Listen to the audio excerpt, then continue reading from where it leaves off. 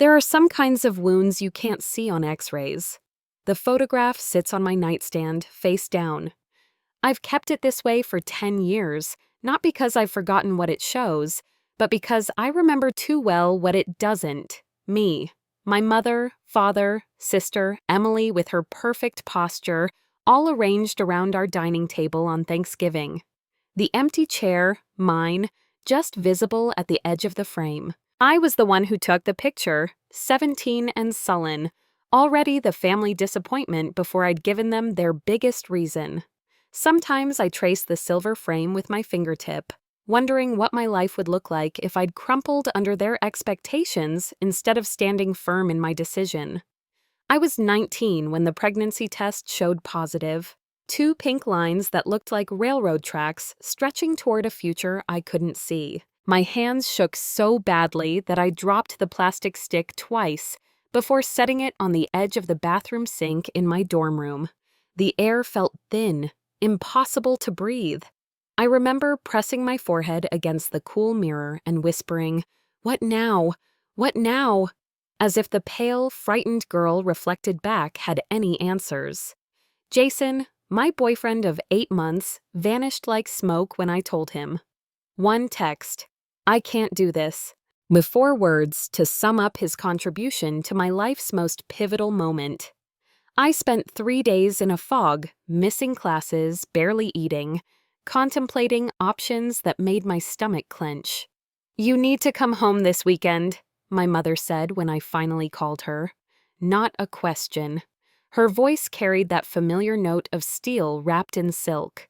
"We'll discuss the situation and make arrangements." The drive home to Westbrook, Connecticut, from my college in Boston took just over 2 hours. I spent every minute rehearsing what to say, how to explain. The trees along I-95 were brilliant with October colors, but I barely noticed. Too caught in the storm of my thoughts. For a wild moment, I considered turning around, driving anywhere else, starting over.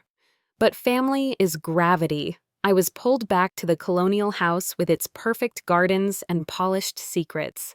My parents waited in the living room, the formal one we only used for company. Bad sign. My father stood by the fireplace, hands clasped behind his back like he was about to deliver a corporate presentation. My mother perched on the edge of the sofa, ankles crossed, back straight. The air smelled like lemon furniture polish and disappointment. "We've made an appointment for Tuesday," she said, before I could even sit down. "Dr. Levin is very discreet. No one will know." I remember the way the late afternoon sun slanted through the windows, catching dust motes in its beam, how the grandfather clock in the hall seemed to tick more loudly than usual, how my hands went cold. "I'm keeping it," I said. The words came out stronger than I felt. My father's face darkened. "Don't be ridiculous, Camille. You're throwing your life away." "This isn't about making some political statement," my mother added, her voice razor sharp. "This is about your future, about our family's reputation." "I'm not making a statement," I said. "I'm making a choice." The argument spiraled, voices rising, words cutting deeper than blades. My father mentioned my scholarship. My mother brought up what the neighbors would think. I stood my ground, though inside I was terrified. Not of raising a child, though God knows that scared me too, but of the certainty in their eyes. They'd already decided who I was. The failure, the disappointment, the stain on the Blackwell family name. It was my mother's final words that broke everything beyond repair. "If you have this baby," she said, her voice eerily calm now, "you're on your own. Don't expect a penny from us. Don't expect a place in this home." She smoothed an invisible wrinkle from her slacks. "If you choose this path, Camille, you carry your own weight." That night, I packed 2 suitcases and my laptop. Emily watched from my bedroom doorway, silent, her face unreadable. At 19, I left my childhood home with a promise I made only to myself. Someday I would return, not to beg for forgiveness, but to show them that I had survived, that we had survived without them. As I drove away, the house grew smaller in my rearview mirror. I didn't cry. Not then. The tears would come later, in a small apartment in Portland, Maine, where I'd begin building something new from the wreckage of what was left behind. The apartment in Portland was hardly bigger than my old bedroom. A studio with water stains on the ceiling and a radiator that clanked like it was harboring angry ghosts. But it was mine, ours, and the rent was manageable with my 2 jobs.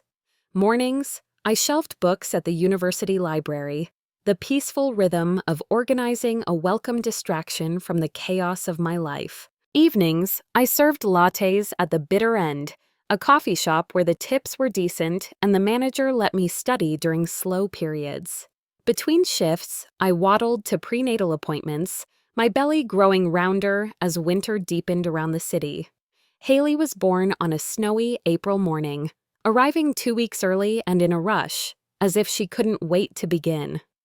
I labored for 6 hours with only Maria, my unexpected friend from childbirth class, holding my hand through the worst of it. When they placed my daughter on my chest, red-faced and squalling, time seemed to fracture. Before Haley and after, 2 separate lives. "She has your chin," the nurse said kindly. "She has my everything," I whispered back, counting fingers, toes, tracing the delicate shell of her ear. Those early months blur together in my memory, the grinding exhaustion, the terror of responsibility, the fierce, protective love that felt like it might consume me whole. I learned to nurse while reading textbooks, to type papers with one hand while cradling Haley with the other. I deferred my second semester, but took online classes when she was 3 months old.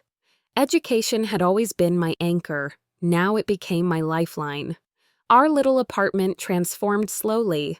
A secondhand crib wedged beside my futon, baby clothes drying on a rack by the window, board books stacked beside my college texts. I spoke to Haley constantly, narrating our days, reading her passages from my psychology textbooks, singing lullabies when neither of us could sleep.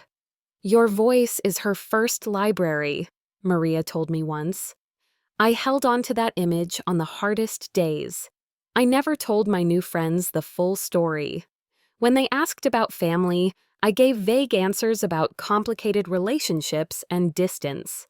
Some assumed I was a widow. I never corrected them. The story I'd crafted, young mom going it alone, working hard for her daughter, was easier than the truth. That I'd been cut off, erased from my family's narrative, as if I'd never existed. Once, when Haley was 2, I received a Christmas card from my Aunt Diana. No note inside, just her signature beneath the pre-printed holiday greeting. But she'd addressed it to Camille and Haley, acknowledging my daughter's existence.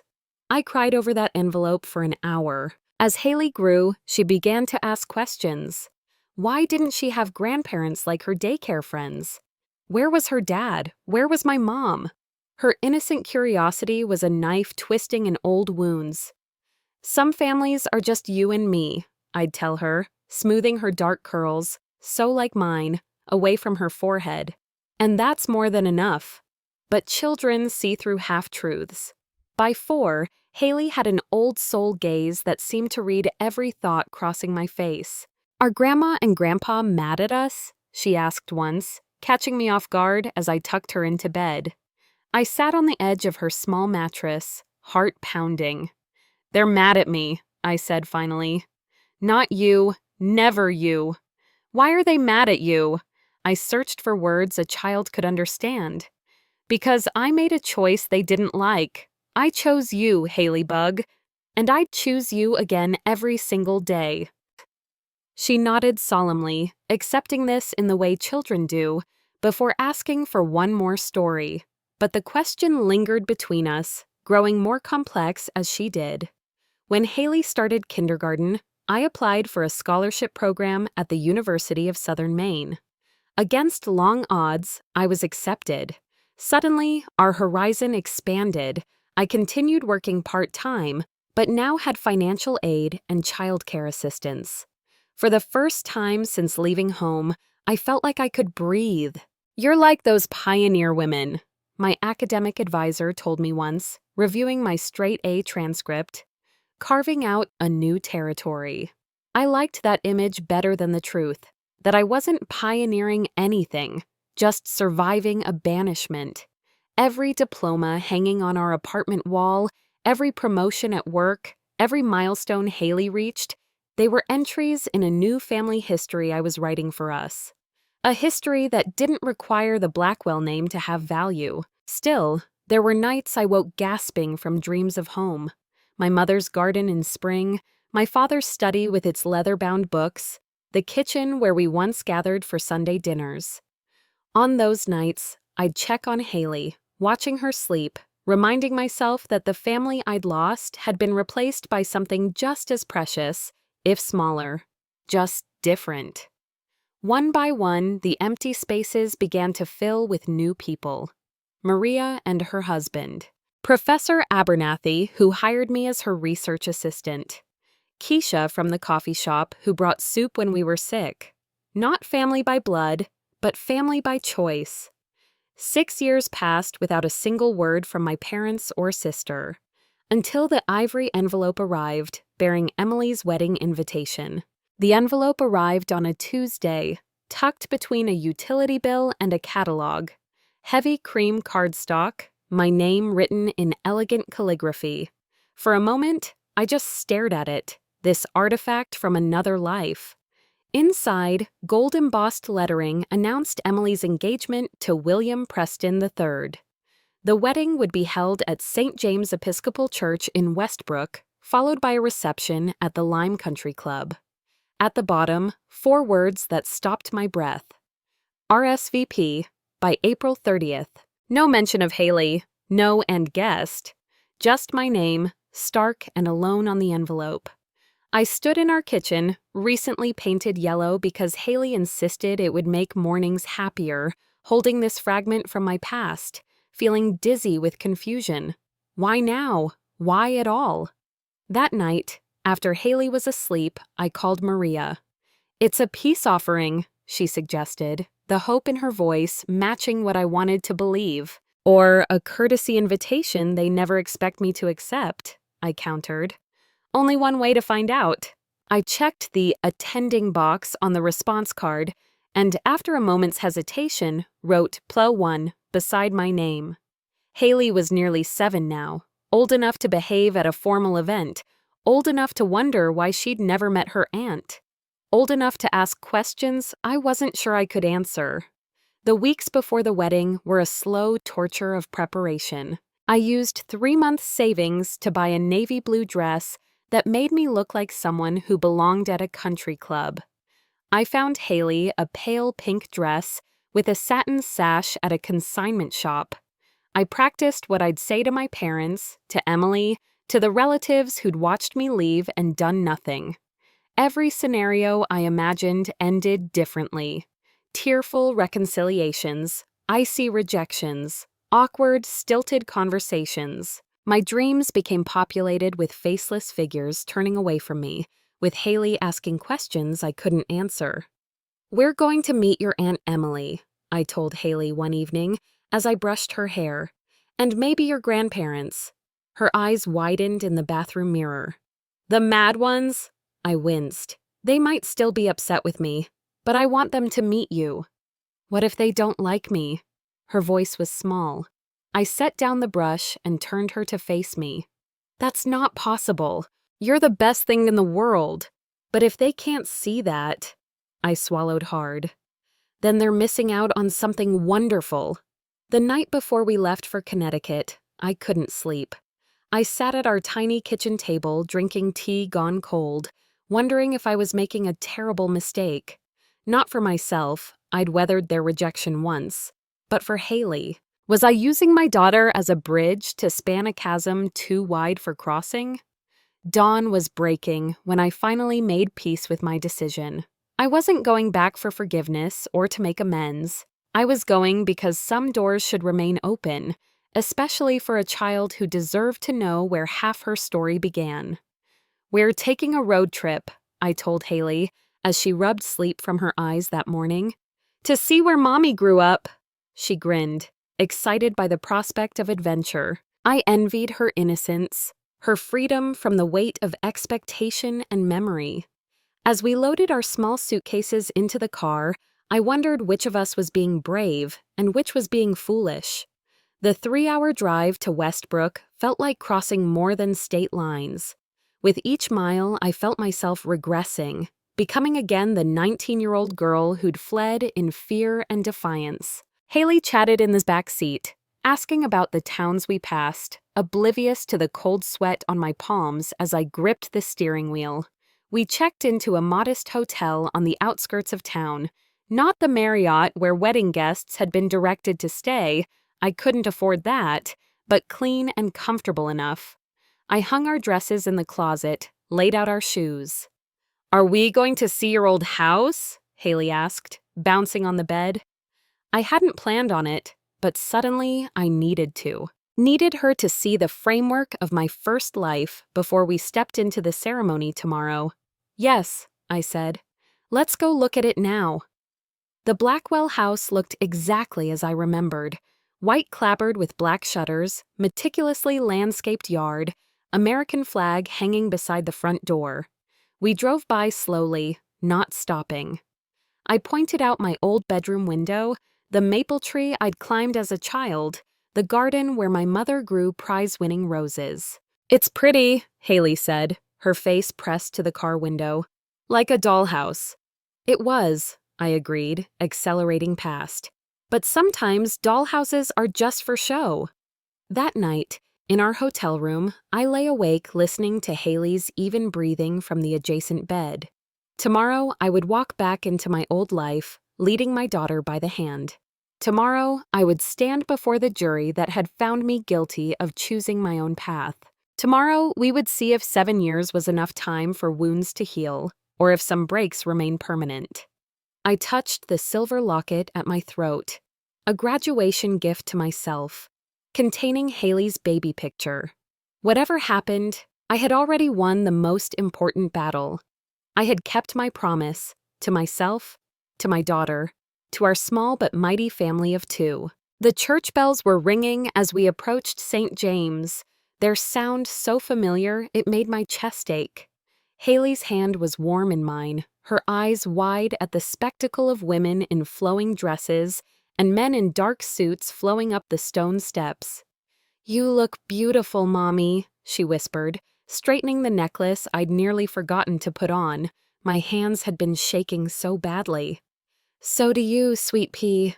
I smoothed a flyaway strand of her hair. "Remember what we talked about? We sit quietly during the ceremony and I use my inside voice and say, 'Pleased to meet you,' if someone talks to me." She recited our rehearsed instructions with solemn precision. "I know, Mommy." I nodded, taking a deep breath. "Okay then, let's go meet your family." The church interior was cool and dim after the bright May sunshine. An usher I didn't recognize asked, "Bride's side or groom's?" "Bride's," I said, my voice barely audible over the string quartet playing near the altar. "I'm her sister." His eyebrows rose slightly, but he gestured toward the left side of the church. We slipped into a pew near the back, close to the exit, just in case. Heads turned as we settled in. I kept my eyes forward, but I could feel the ripple of whispers spreading through the congregation. Haley, sensing the tension, pressed closer to my side. I put my arm around her, protective. A familiar figure moved into my peripheral vision.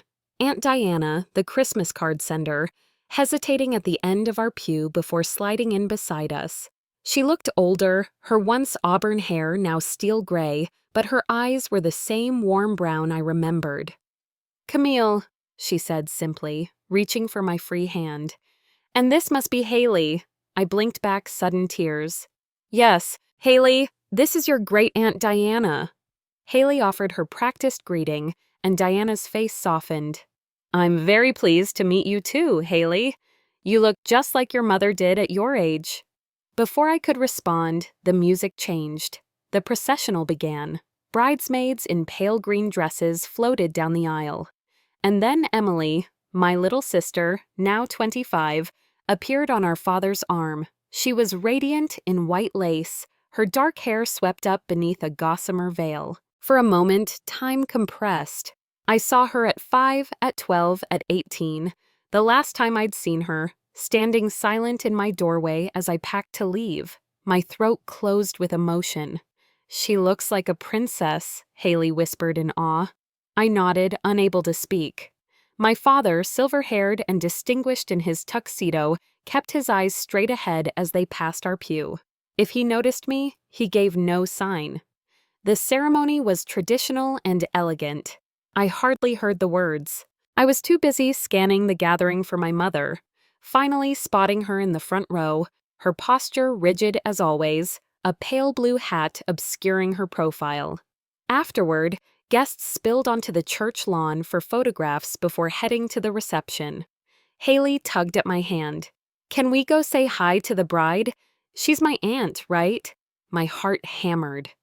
"Let's wait until the reception, sweet pea. It's crowded here." We drove to the country club, following the line of luxury vehicles. The ballroom was decorated with greenery and white roses, crystal chandeliers casting a golden glow over round tables draped in ivory linen. A string quartet played in the corner. The air smelled of flowers and money. The hostess at the entrance checked a list. Name? Camille Blackwell. She scanned her clipboard, frowning slightly. "Table 14, she said finally. We wound through the crowded room. Table 14 was in the far corner near the kitchen doors. Not quite banished, but close. Two older couples already occupied seats, deep in conversation. They paused when we approached, their expressions guarded. I recognized one woman, my mother's cousin Judith, but the others were strangers to me. "Hello," I said, pulling out chairs for Haley and myself. "I'm Camille. This is my daughter, Haley." Nods, murmured greetings, then a resumption of their conversation, now more subdued. Haley looked at me questioningly. I gave her a reassuring smile I didn't feel. Dinner was served, speeches were made. The father of the bride raised his glass, his voice strong as he welcomed William to the family, never once glancing in our direction. The best man told amusing stories about the groom. Emily and William cut the cake, fed each other bites, laughed with their heads together. I watched it all through a strange detachment, as if viewing someone else's life through glass. Beside me, Haley grew restless. "When do we get to talk to them?" she whispered. "Soon," I promised, though I had no plan, no strategy for bridging this gulf. The dancing began, father and bride, groom and his mother. Then everyone was invited to the floor. I stayed seated, my stomach in knots, until Haley tugged my hand. "Dance with me, Mommy." We moved to the edge of the dance floor. I lifted her onto my feet, like we did at home, and we swayed to the music. For a moment, I forgot where we were, lost in my daughter's giggle and the simple joy of movement. Then I felt it, a presence behind me. I turned to find my mother standing 3 feet away, watching us. 7 years fell away in an instant. She looked the same, ash blonde hair coiffed perfectly, makeup impeccable, only the fine lines around her mouth betraying the passage of time. "Hello, Mother," I said, my voice steadier than I felt. Her gaze moved from me to Haley, who had gone still in my arms. "So this is her," she said, not a question. "This is Haley," I corrected gently. "Your granddaughter." My mother's expression didn't change. "You shouldn't have brought her here. This is Emily's day." The room seemed to tilt. We were invited. "As a courtesy, not as—" She gestured vaguely at Haley, who was watching with those old soul eyes that missed nothing. Before I could respond, Haley stepped forward, extending her small hand just as we'd practiced. "I'm pleased to meet you," she said clearly. "Are you my grandmother?" My mother stared at the offered hand, then at Haley's earnest face. Something flickered in her eyes, surprise perhaps, or recognition. For one heartbeat, I thought she might bend, might take that small hand in hers and begin to bridge the chasm. Instead, she straightened her already perfect posture. "Excuse me, I need to check on the cake. She turned and walked away, leaving Haley's hand suspended in empty air. Haley's hand dropped slowly to her side. She didn't cry, didn't ask questions, just stood there, absorbing a rejection she couldn't possibly understand, but somehow recognized in her bones. "Let's get some cake," I said, my voice too bright, too brittle. She nodded, but her eyes followed my mother's retreating figure. I led her to the dessert table, loading a plate with wedding cake and chocolate-dipped strawberries, internally debating our next move. Stay and endure more of this? Leave and confirm every assumption they'd made about me? We returned to our table. The other guests had abandoned it for the dance floor, leaving us alone with our sweets and silence. Haley picked at her cake without enthusiasm. "Why doesn't she like me?" she asked finally, her voice small but steady. The question hit like a physical blow. I set down my fork, searching for words that wouldn't add more damage to what had already been done. "It's not about you," I began, then stopped. That wasn't true, not entirely. "It's complicated, sweet pea. Sometimes adults get so caught up in being right that they forget how to be kind." She considered this, her brow furrowed. "Is that why we never visit? Because they want to be right instead of kind?" "Something like that." I reached across the table to squeeze her hand. "But I wanted you to see where I came from, and I wanted them to see you, even if they weren't ready to know you yet." She nodded solemnly. "Can I go look at the flower girl? Her dress is really twirly." Relief washed through me at this glimpse of normal 7-year-old interests. "Sure, stay where I can see you, okay?" As Haley wandered toward the edge of the dance floor where the flower girl was spinning in circles, I felt someone slide into the chair beside me. Emily, radiant in her wedding gown, a glass of champagne in her manicured hand. "You came," she said, her voice neutral. "Congratulations," I replied, equally careful. "William seems wonderful." "He is." A pause. "That's her? Your daughter?" "Haley." "Yes." Emily sipped her champagne, watching Haley, who was now mimicking the flower girl's spins.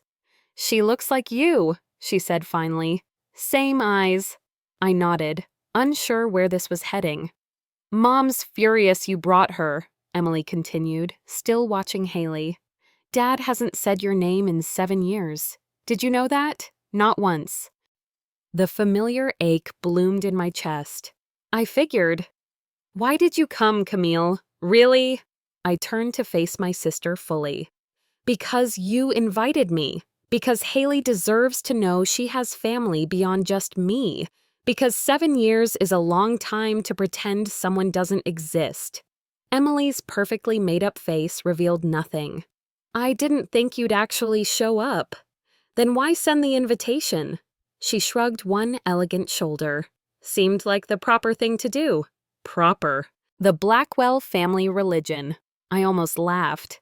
"Well, we came. We saw. We'll go soon."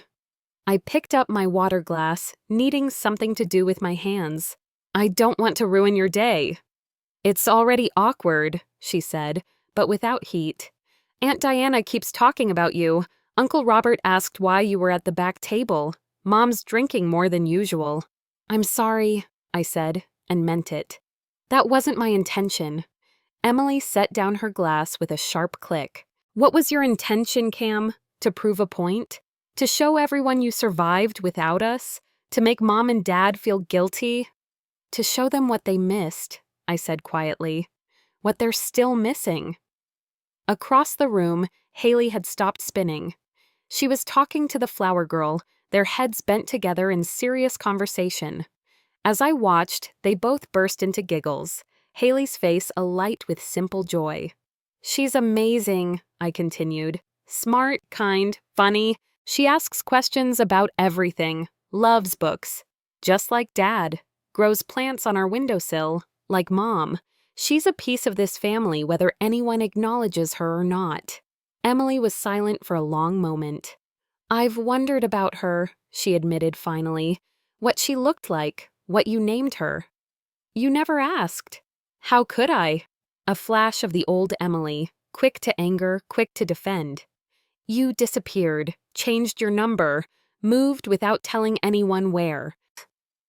I was told not to come back, I reminded her, made very clear I wasn't welcome. You were given a choice. No, I corrected. I was given an ultimatum. We sat in tense silence, two sisters with 7 years and 1,000 unsaid words between us. The band shifted to a slower song. William appeared at Emily's elbow, handsome in his tuxedo, eyeing me with barely concealed curiosity. "Everything okay?" he asked Emily. She smiled up at him, a genuine smile that transformed her face. "Fine, William, this is my sister Camille. Camille, my husband William." He extended his hand, seemingly unaware of the weight of this introduction. "Great to meet you. Emily mentioned you live in Maine?" "Portland," I confirmed, shaking his hand. "With my daughter, Haley." His eyes widened slightly, information Emily hadn't shared apparently, but he recovered quickly. "Well, we're glad you could both make it." Emily stood, smoothing her dress. "We should make the rounds. Mother will be looking for us." William nodded, then surprised me by saying, "Save me a dance later, Camille. I want to hear about Portland." Before I could respond, they were moving away, Emily's hand tucked into the crook of his arm. I watched them weave through the crowd, accepting congratulations, embodying the perfect Blackwell family image. Across the room, Haley had found the dessert table again.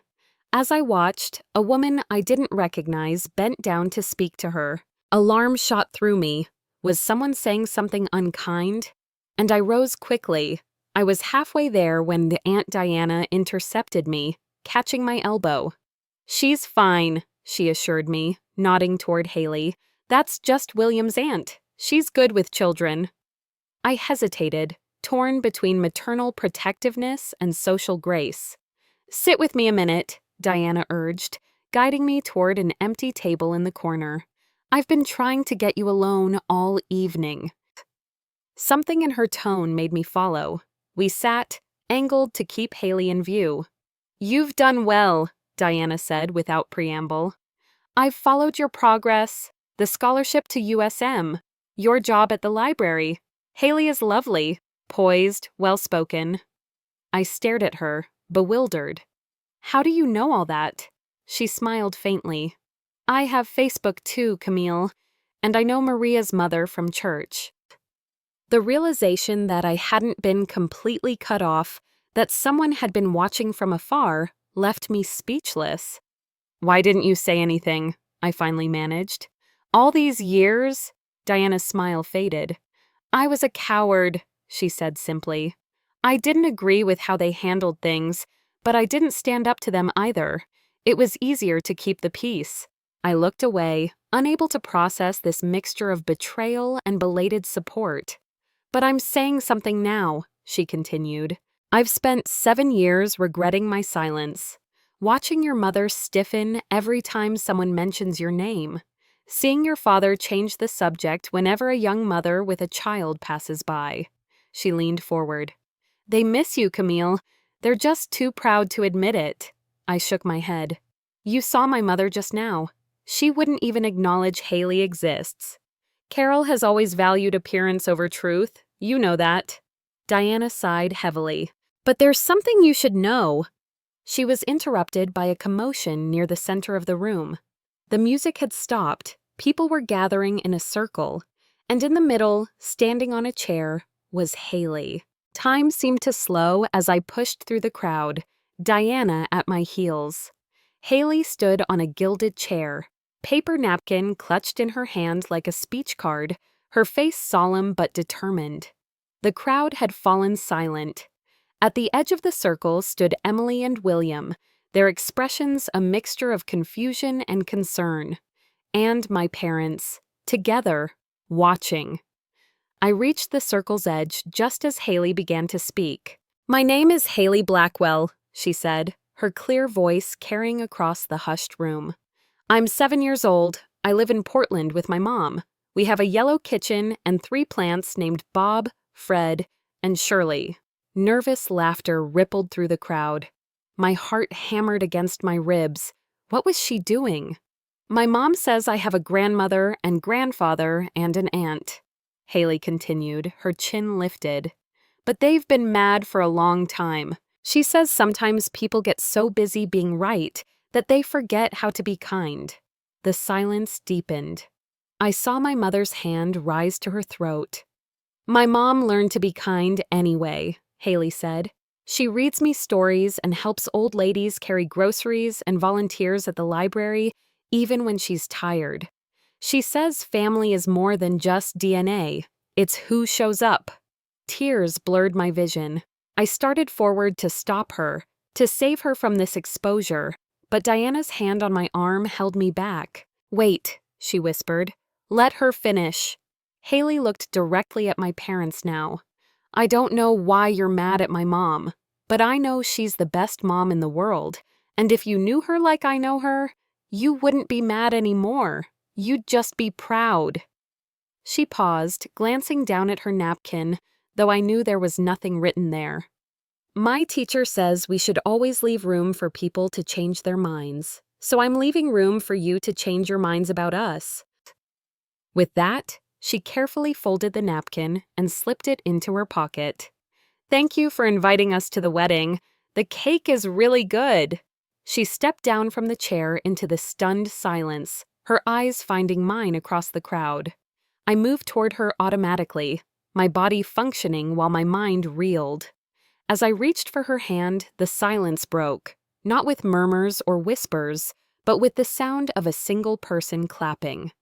Aunt Diana, her face streaked with tears. Then William joined, then his aunt, then others. Scattered applause spreading through the ballroom like ripples in still water.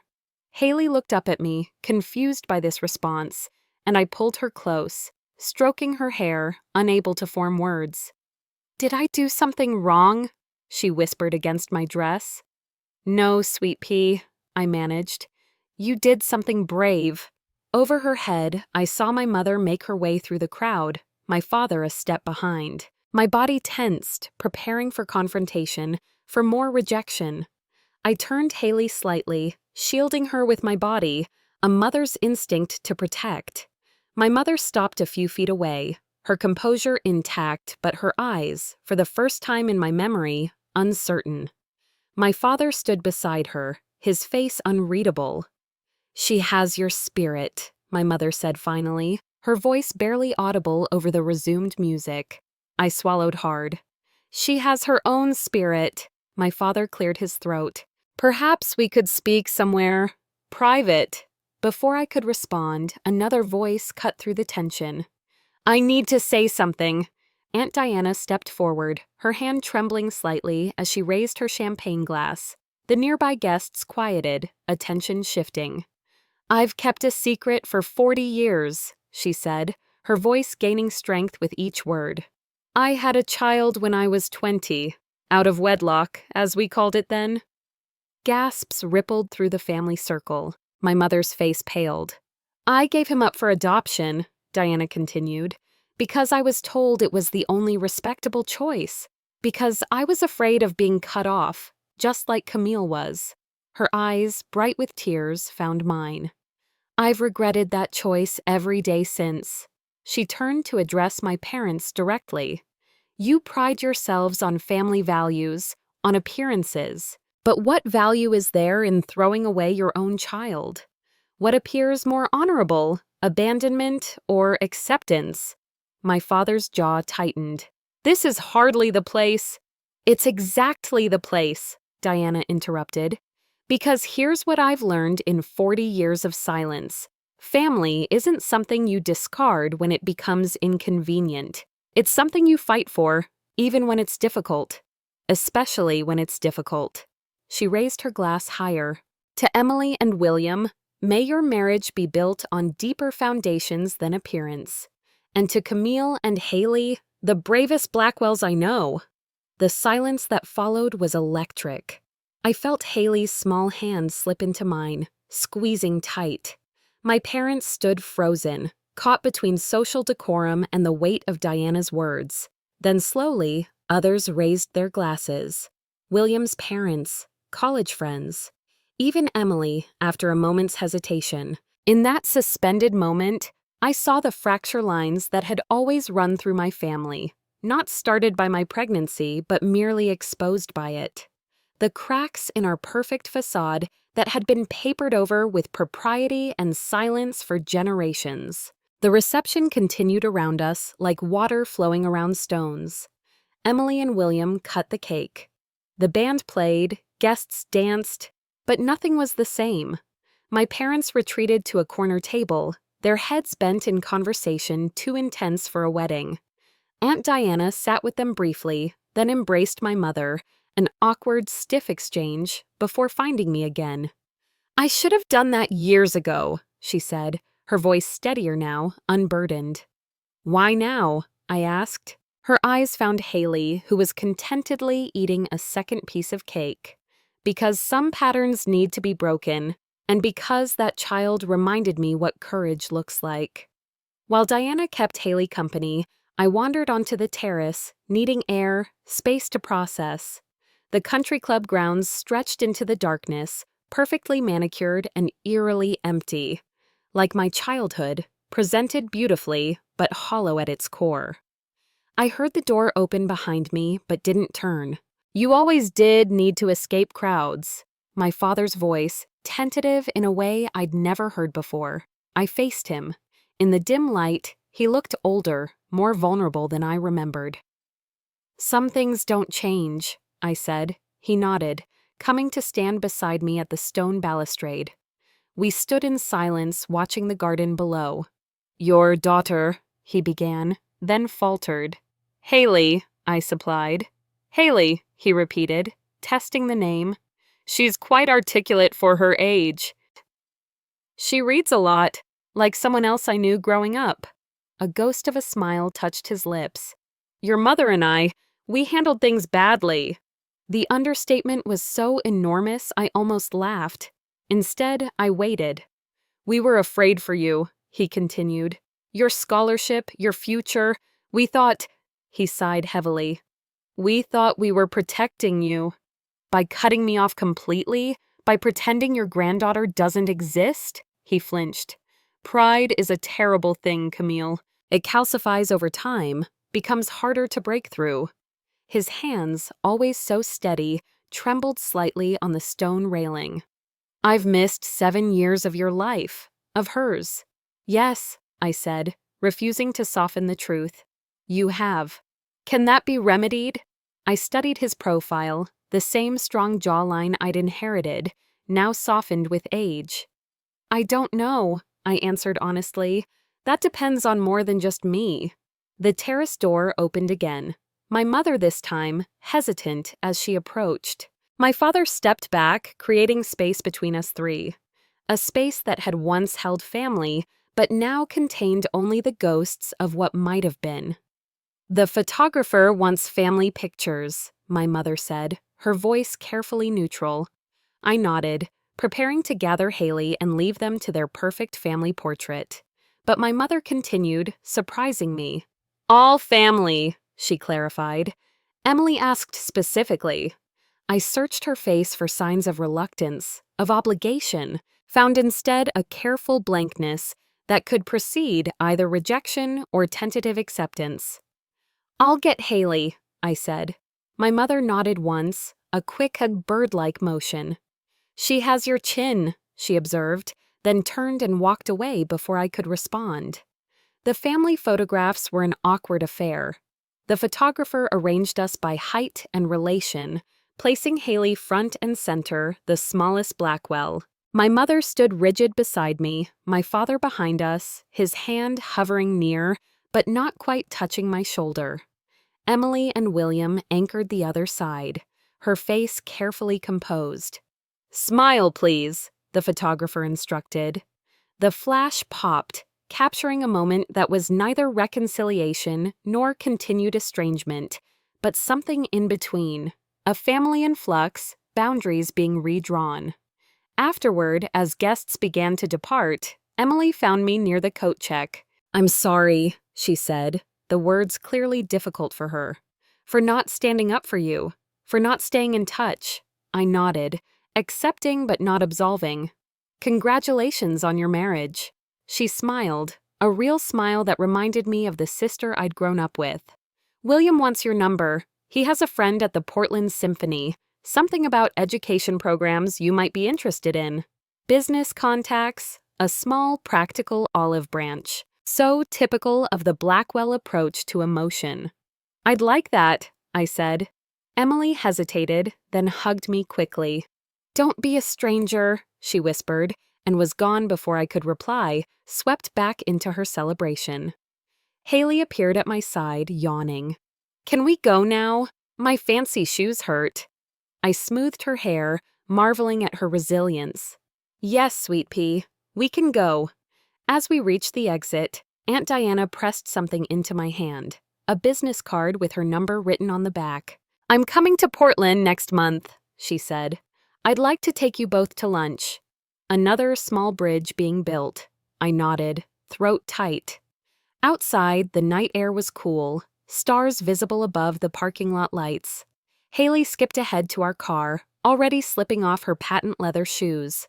I followed more slowly, trying to process the evening's events. No grand reconciliation had occurred. No tearful embraces or dramatic forgiveness. Just small cracks in the wall that had separated us for 7 years. Hairline fractures that might widen with time or might seal closed again. Did you make up with Grandma and Grandpa? Haley asked as I buckled her into the back seat. I considered how to answer. We started talking again, I said finally. That's a beginning. She nodded, satisfied with this explanation in the way of children who know that grown-up relationships are complicated territories. I'm proud of you, I told her, touching her cheek. What you did in there was very brave. She smiled sleepily. You always say, be honest and kind, so I tried. As we drove away from the country club, back toward our small hotel, I glanced in the rearview mirror. Haley was already asleep, her face peaceful in the passing streetlights. I'd come to the wedding fearing rejection, preparing for pain. Instead, I'd watched my daughter stand up and speak truth with more courage than I'd managed in 7 years of silence. Whatever happened next, whether bridges were built or walls reinforced, I knew we would be okay. Our family of 2 had proven stronger than I ever imagined possible. A year passes like the turning of a page. The morning after the wedding, we drove back to Portland without further contact with my family. No promises were made, no further conversations had. Just that fragile, tentative opening. Like the first crack in winter ice, uncertain whether it would widen or refreeze. For weeks, I waited for the silence to resume, for the experience to fade into just another painful memory. But then, unexpectedly, a card arrived for Haley's 8th birthday. Store-bought, signed stiffly by grandmother and grandfather Blackwell, with a gift certificate to a bookstore enclosed. Haley sent a thank you note, carefully printed on paper decorated with her own drawings. 2 weeks later, a letter came addressed to her, in my father's precise handwriting. Inside, recommendations for books he thought she might enjoy. A correspondence began, formal at first, then gradually warming. Books became their connection point, the safe territory where grandfather and granddaughter could begin to know each other. I stayed at the periphery, helping Haley compose her letters, but never adding my own words. Aunt Diana visited as promised, bringing stories about my childhood that made Haley laugh and gave her pieces of a history she'd been missing. Over lunch in a sunny cafe, Diana showed us pictures of her son, the one she'd given up, whom she'd finally contacted after 40 years of silence. He has a family of his own now, she told us, her voice still carrying traces of wonder. 3 children. I'm a great aunt and never knew it. Are you angry? I asked her when Haley was distracted by dessert. That you missed all that time? She considered this. Sad, yes. Angry, not anymore. Anger eats you from inside, Camille. Eventually you have to let it go, just to survive. I thought about this often in the months that followed. About the anger I'd carried, justified as it was. about how it had both protected and isolated me. In November, an invitation arrived. Thanksgiving at my parents' house. Optional, no pressure. But the door, literally, open. Should we go? I asked Haley. She considered this with the seriousness she brought to all decisions. I think we should, but only if you want to, Mommy. We went. The day was awkward, conversations stilted. My mother had prepared all my childhood favorites, but seemed uncertain how to interact with the adult I'd become. My father found more ease with Haley, giving her a tour of his library, showing her the books he'd loved at her age. At dinner, we sat around the table where I'd once been an empty chair. When my father said grace, his voice caught on the words, "Family gathered here." My mother's hand trembled as she passed the cranberry sauce. No one mentioned the past. No one apologized directly. But in the careful way they included Haley, in my mother's tentative questions about my job, in my father's business card for a colleague, in Portland's library system, there were attempts at bridge building. As we prepared to leave, my mother pressed a small box into Haley's hands. "This belonged to my grandmother," she said. "I thought you might like to have it." Inside was a silver locket, not unlike the one I wore with Haley's picture. Family heirlooms, passing to the next generation, a symbolic inclusion that spoke volumes. Winter melted into spring. I received a promotion at the library, now coordinating children's educational programs. Haley thrived in school, making friends, growing more confident. Our apartment, once a refuge, began to feel like a launching pad rather than a hiding place. Emily called occasionally, her new marriage seeming to have softened some of her sharp edges. She and William visited Portland in April, taking us to dinner, bringing stories of their honeymoon in Greece. "Mom asks about you," she told me when Haley and William were selecting desserts. "She doesn't know how to bridge the gap." "She could try apologizing," I suggested, not unkindly. Emily nodded. "She could, but I don't know if she knows how." "Then we keep taking small steps," I said. "That's all any of us can do." In May, a year after the wedding that had cracked open our family's sealed past, I received an unexpected email from the County Literacy Council. They were honoring community members who've overcome obstacles to educational achievement at their annual fundraiser. Someone had nominated me. The nomination letter was read aloud at the ceremony. Camille Blackwell exemplifies perseverance and determination. As a single mother, she completed her education while working multiple jobs, never losing sight of her goals. Now, she helps other children discover the power of reading and learning. She shows us that family comes in many forms, and that love and literature can build bridges across any divide. The letter was signed, Carol Blackwell, Mother. My mother sat in the back row during the ceremony, dressed impeccably as always, her face giving away nothing. But she was there, a step she'd taken of her own accord. Afterward, as Haley proudly took pictures of me with my certificate, my mother approached. "Congratulations," she said formally. "Thank you," I replied, "for being here, and for the nomination." She nodded, her gaze shifting to Haley. "She wrote me a letter, you know. Asked if I knew any good stories about you when you were little." A ghost of a smile touched her lips. I found I had quite a few to share. It wasn't an apology. It wasn't a full reconciliation, but it was a beginning. A decision to remember instead of forget, to acknowledge instead of erase. Today, Haley sits at our kitchen table, working on a school assignment. "Who inspires you and why?" the prompt asks. Her pencil moves steadily across the page. "What are you writing about?" I ask, setting a glass of milk beside her. She looks up, those wise eyes so much older than her 8 years. "About you," she says simply. "About how you taught me that family isn't always who you're born to. It's who you choose to love, even when it's hard." I swallow against the sudden tightness in my throat. "That's a big thought for someone your age," she shrugs. "I learned from the best." Later, after she's in bed, I sit by our kitchen window, looking out at the Portland skyline. The window box Haley planted with my mother's gardening advice blooms with early summer flowers. On the refrigerator, held by magnets, are drawings Haley has sent to her grandparents, photocopied so we can keep the originals. Tomorrow, we'll drive to Connecticut for a weekend visit. My old bedroom has been repainted, the twin bed replaced with a queen that accommodates both Haley and me. It's not home. Portland is home now, this life we've built together, but it's no longer enemy territory either.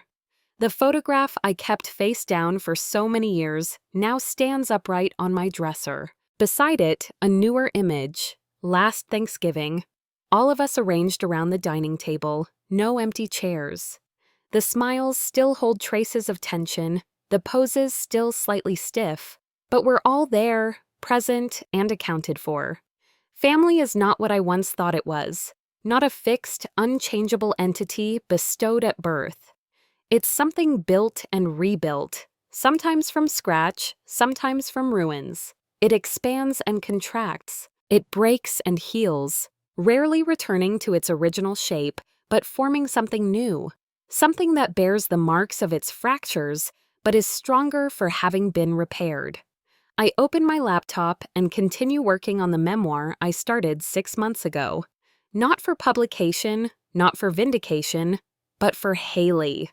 So she'll understand someday that her simple act of courage at a wedding reception began a healing that none of us thought possible. I titled it, The Empty Chair, not because anyone is missing anymore, but as a reminder that there's always room at the table for those brave enough to claim their place.